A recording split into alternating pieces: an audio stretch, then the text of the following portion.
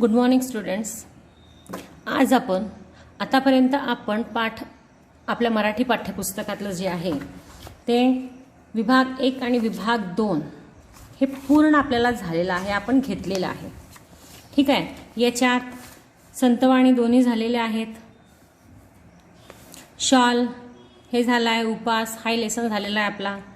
मोठे होत असलेल्या मुलांनो हेही स्थूल वाचन झालं आहे. 2 दिवस ही कविता झाली आहे. फुटप्रिंट्स हा पाठ झाला. उद्या शक्तीचा जागर हाही पाठ झालेला आहे.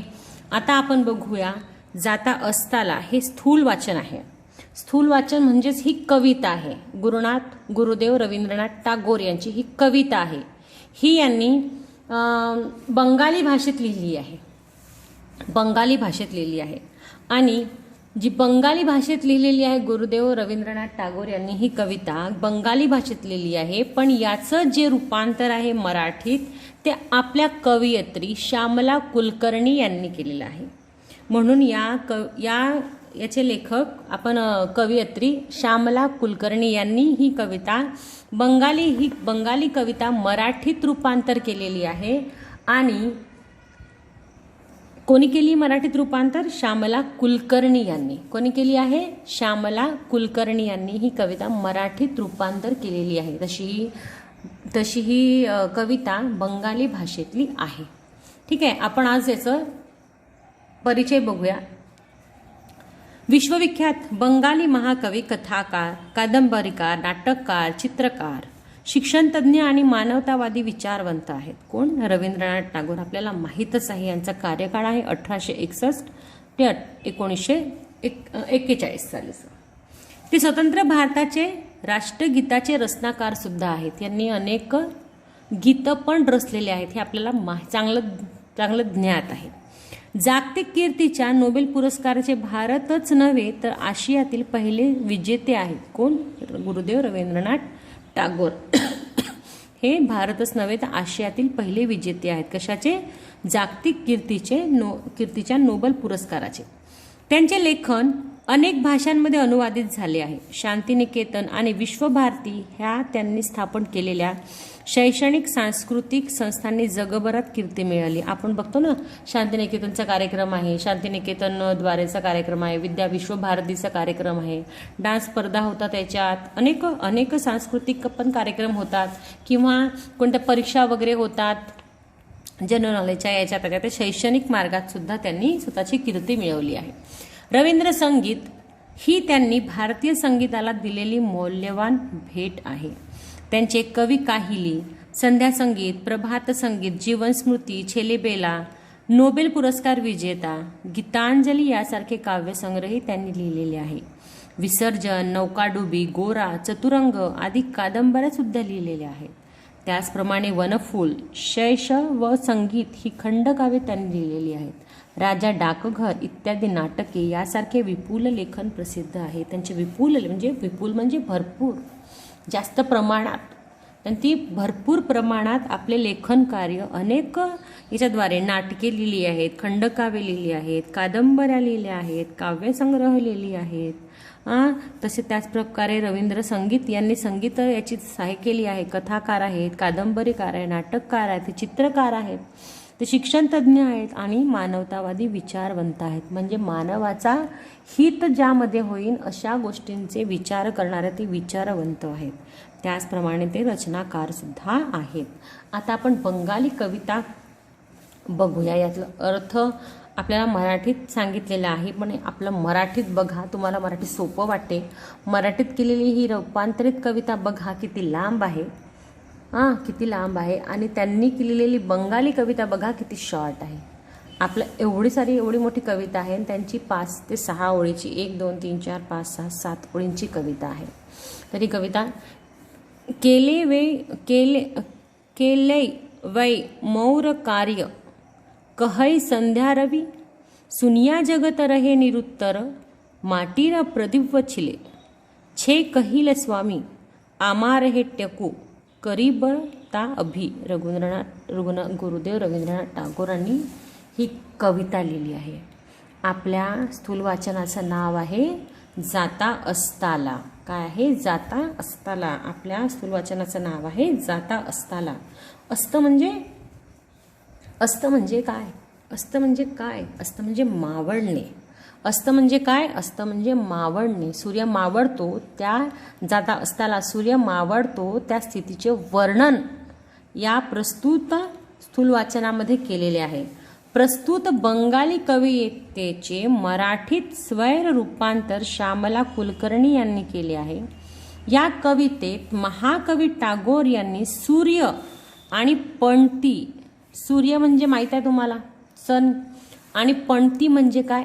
दिवा.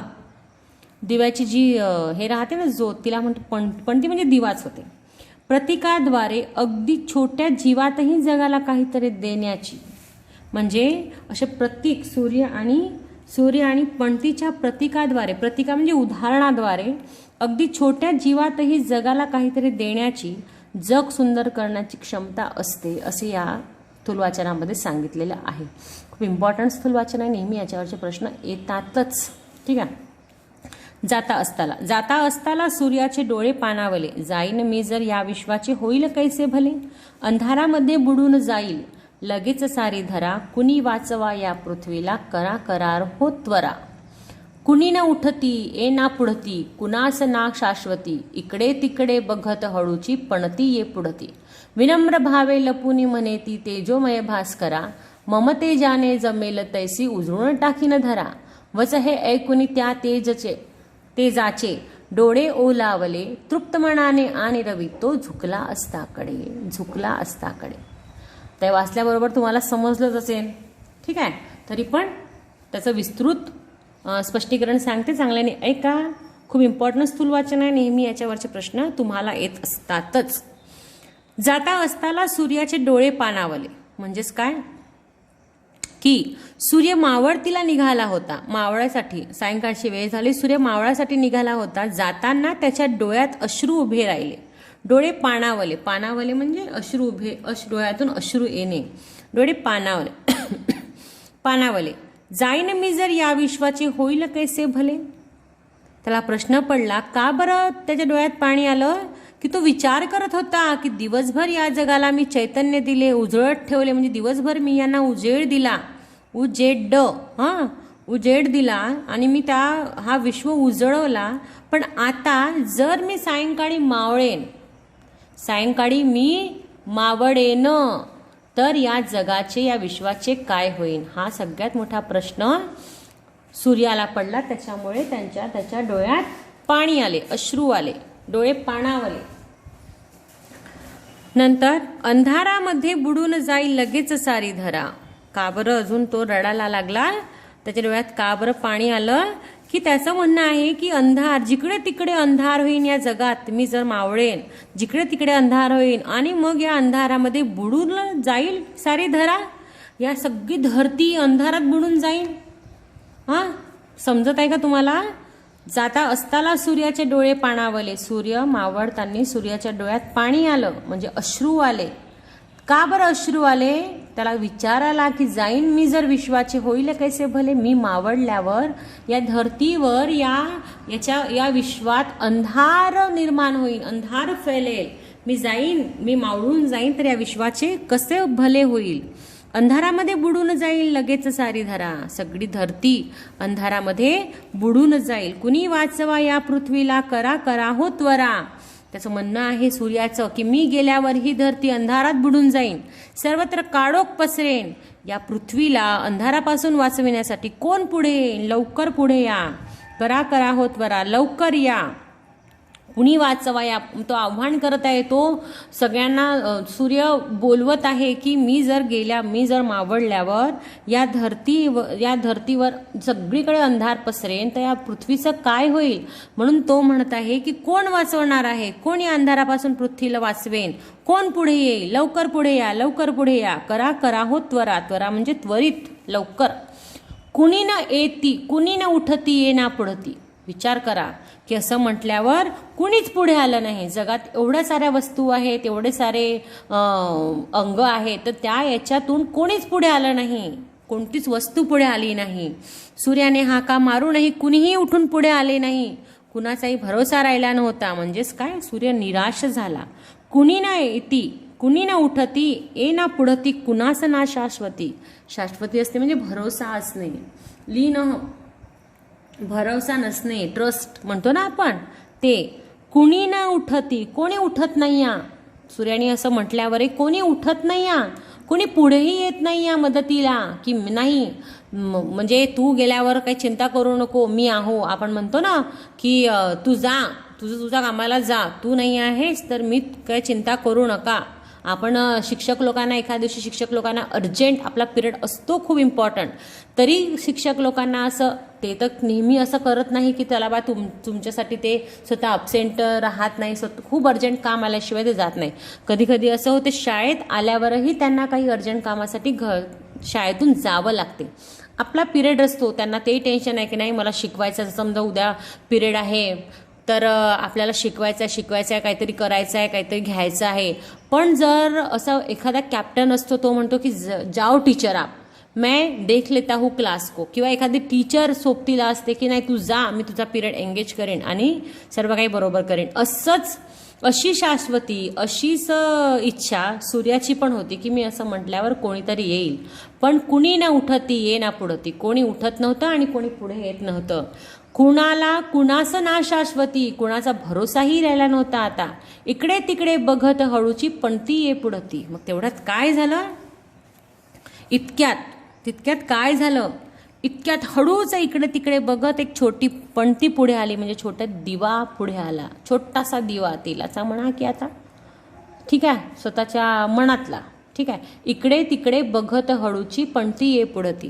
तिने काय केलं, इतक्यात हळूच तितक्यात असं सूर्याला जोर आला, सूर्य ओरडू लागला की कोणीच नाही आहे, कोणाला अंधारात वाचवण्यासाठी कोणी पुढे येत नाही आहे, कोणी यायचं असेल तर लवकर या. पण तेवढ्या वेळात कोणी आलं नाही, म्हणून सूर्य म्हणतो की मला कोणाबद्दल आता शाश्वती राहिलेली नाही. पण तेवढ्यात काय होतं की तेवढ्यात हळूच बघत इकडे तिकडे बघत पणती ये पुढती. पणती म्हणजे दिवा पुढे आला.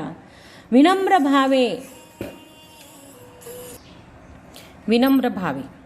भावे लवू न मनेती तेजोमय भास्करा. काय बोलली ती पंथी, विनम्र भावे म्हणजे नम्र होऊन, लीन होऊन, नम्र होऊन बोलली. ती अतिशय नम्र होऊन ती झुकून ती सूर्याला म्हणाली. काय म्हणाली, तेजोमय भास्करा मम तेजाने जमेल तैसी उजळून टाकीन धरा. काय बोलली, तेजोमय भास्करा म्हणजे अगदी तापणारा, तेज देणारा, हे तेजोमय भास्करा असं म्हणणं आहे त्यांचं. हे तेजोमय भास्करा, मला जमेल तशी मी धरती मी माझ्या प्रकाशाने उजळून टाकीन. मम तेजाने, माझ्या तेजाने, माझ्या उजळाने, जमेल तशी मी धरा म्हणजे धरती उजळून टाकीन, म्हणजे त्या धरतीला मी उजेड देणार, असं कोणाचं म्हणणं आहे, पणतीचं म्हणणं आहे. मम तेजाने काय बोलली ती, हे तेजोमय भास्करा मम तेजाने उजळून टाकीन, माझ्या तेजाने जमेल तशी, म्हणजे जेवढी जमेल, म्हणजे माझा इवलासा उजेड आहे. पण दिव्याचा माहिती आहे ना आपल्याला केवढासा उजेड राहतो. पण मला धरती उजळण्याची इच्छा आहे, पण माझी धरतीला उजेड देण्याची इच्छा आहे, असं पणतीचं म्हणणं आहे. वच हे ऐकून त्या तेजाचे डोळे पाणावले. वच म्हणजे बोलणे, वच म्हणजे बोल, इथे बोल होतो याचा अर्थ की तिचे ते बोल ऐकून सूर्याचे डोळे कृतज्ञतेने म्हणजे खूप उपकाराने काय झाले, ओलावले म्हणजे भरून आले, डोळ्यात अश्रू आले. तृप्त मनाने आणि रवी तो झुकला अस्ताकडे, आणि अत्यंत समाधानी मनाने मग तो तेजो गोल म्हणजे सूर्य मावळतीला झुकला, म्हणजे सूर्यास्त झाला. काय झालं, काय म्हटलं आपण इथे, विनम्र भावे लपूनी म्हणती. तो जो सूर्य आहे त्याने म्हटलं आहे, मी जर अंधारामध्ये बुडून जाईल, मी अंधारात गेल्यावर या धरतीचं काय होईल, असं बोलल्यावर म्हणजेच काय की दररोज नित्यनेमाने सूर्य उगवतो, सर्व जगाला, सर्व सृष्टीला, चराचराला प्रकाश देतो, ऊर्जा देतो, चैतन्य देतो, पृथ्वीला तेज बहाल करण्याचे कार्य तो अविरतपणे पार पडतो.